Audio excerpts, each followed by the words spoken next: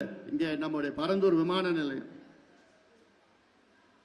இதே மண்டபத்தில் தான் கருத்து கேட்கிற கூட்டம் நடந்தது. இங்க தானே கருத்து கேட்கிற கூட்டம் நான் தான் முதல்ல நடத்தினேன்.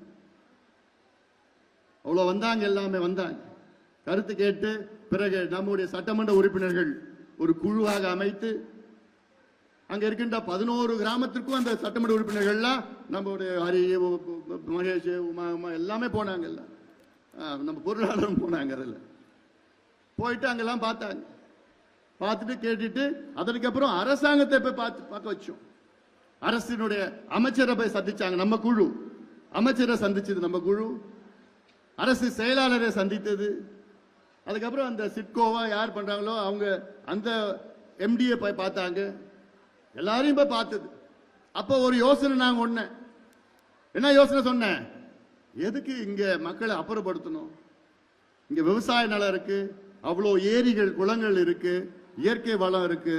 இதுக்கு பதிலாக நீங்க திருப்போரூர்ல அரசு தரிசு நிலம் இருக்கு, 5000, 8000, 10,000 ஏக்கர் இருக்கு, உப்பளம் இருக்கு. அங்க அதுல யாருக்கும் பாதிப்பு வர போறதில்லை.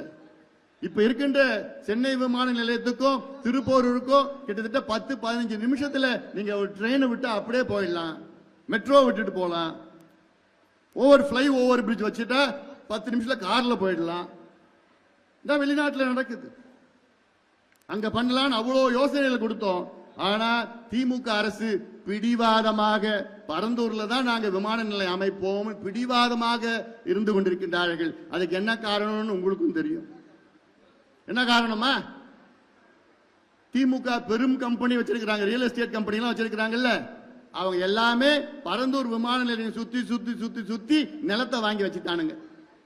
ஆயிரக்கணக்கான ஏக்கர் நிலத்தை இந்த ரியல் எஸ்டேட் அந்த ரியல் எஸ்டேட் திமுக சார்ந்தவர்கள் எல்லாம் அங்க ஆயிரக்கணக்கான ஏக்கர் நிலத்தை அங்க வாங்கி வச்சுக்கிட்டு இந்த விமான நிலையம் இங்கதான் வரும்னு முடிவா இருக்கிறாங்க. அப்படி விமான நிலையம் வந்ததுன்னா அவங்க நிலம் என்ன ஆகும்? கூடுதல் மதிப்பு அதிகமாக வைப்பாங்க. இந்த ஒரே காரணத்துக்காகத்தான் எவ்வளவு மக்கள் எதிர்ப்புகளும் வந்து இங்க ஆல்டர்னேட் இடம் இருக்குது, மாற்று இடம் இருக்கு, இல்லைன்னா கூட பரவாயில்ல, மாற்று இடத்துல நாங்க பண்ண மாட்டோம், இங்கதான் நான் பண்ணுவோம் பிடிவாதமா. காரணம் இந்த ஒரே காரணம் தான், ஒரே காரணம். அதனால பரந்தூர் விமான நிலைய மக்களுக்கு ஒரு அன்பான ஒரு வேண்டுகோள், இன்னொரு 8 மாசம் காத்துன்னு இருங்க. புரியுதா? இந்த ஆட்சி போயிடும்.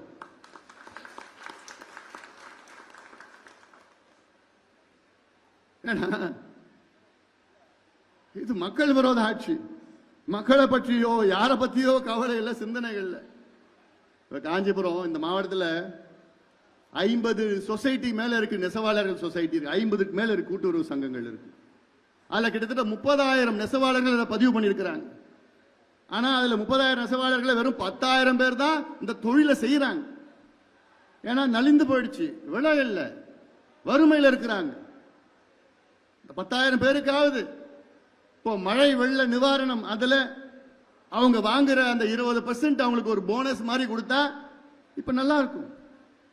பட்டு பூங்கா பட்டு பூங்கான்னு சொன்னீங்க, அது பட்டு பூங்கா கிடையாது, அது ஊழல் பூங்காவை மாறிடுச்சு.